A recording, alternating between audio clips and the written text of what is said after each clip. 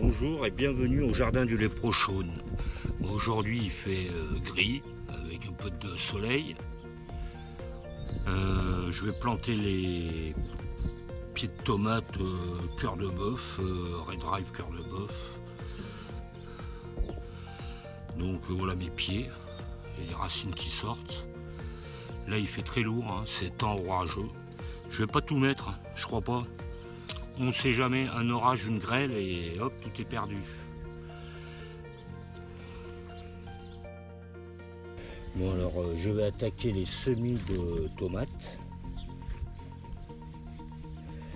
Bon bah, celles-là sont belles. Quoique là, je trouve un peu fin au niveau du pied. Mais ça va le faire. Celui-là, il est presque pareil. De toute façon, je vais les enfoncer jusque-là. Je vais les enfoncer de 5 cm dans le sol pour qu'elle refasse des racines. Et là, vous voyez, bah, il est temps de mettre en terre. Hein.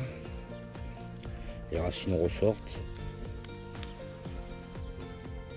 Donc, j'ai de la cœur de bœuf normale, j'ai de la Red Drive. J'aurai de la Slanka, de la cœur de bœuf Yougoslave rose. Je vais faire 2-3 pieds de tomates cerises poire rouge et tomates cerises Matwil Cherry. Voilà, j'ai fait des puits dans le foin là, hein, pour que la terre se réchauffe quand je vais mettre mes pieds de tomates. Parce qu'il fait très froid sous le paillis. Hein. Que ce soit paillis de foin ou paillis de paille, il fait froid. Et transférer les pieds de tomates directement dans de la terre froide, c'est comme si vous les mettiez au frigidaire. Donc là, je vais les mettre en place.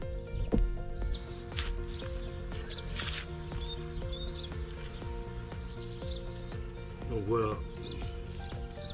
Vous cassez la meute de terre,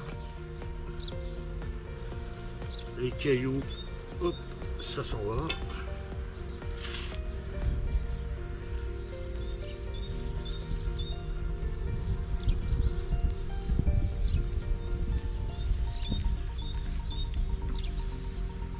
Là, dessous, bah, y a les racines, vous cassez les chignons. Donc voilà, j'ai retiré les stolons et les premières feuilles du bas et je vais l'enfoncer de 5 cm dans le sol pour qu'elle refasse des racines sur la tige.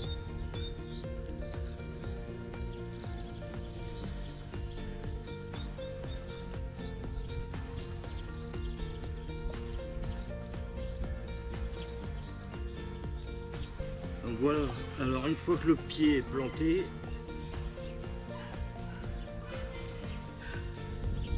je fais un trou avec la baramine parce que la terre elle est collante.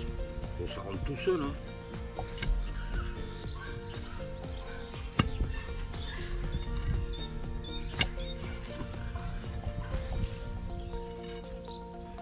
Ouais, bah il y a 50 cm. Et ensuite je mets le tuteur. Voilà. Alors, le bambou. Si c'est vous qui le ramassez, il faut le ramasser vert clair. Si vous ramassez du bambou vert foncé de l'année, ça casse comme du verre.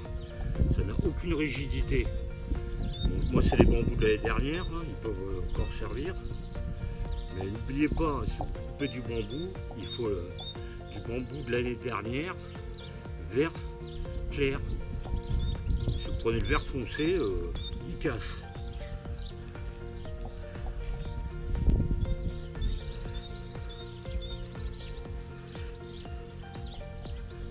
Voilà, alors je mets à 10-12 cm du pied.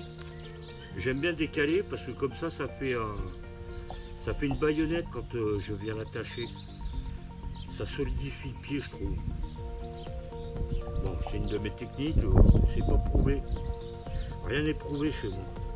Alors j'ai pris des granulés anti-limaces. Bon, il existe des bleus, des blancs. Peu importe.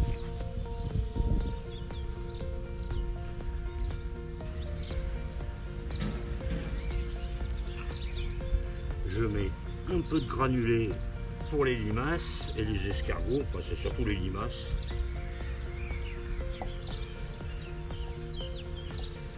Ensuite, l'herbe de thon fraîche que je viens de ramasser. Hop.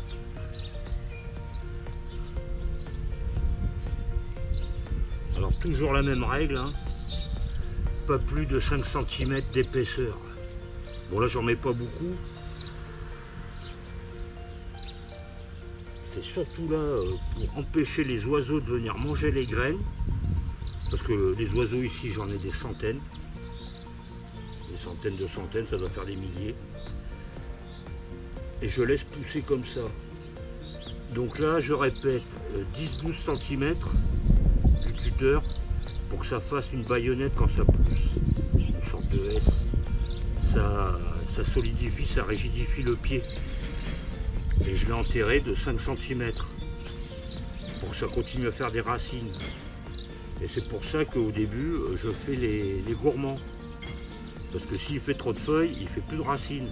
Donc même si vous l'enterrez de ça, ben, s'il fait des feuilles, il fait pas de racines. Donc enfin, beaucoup moins.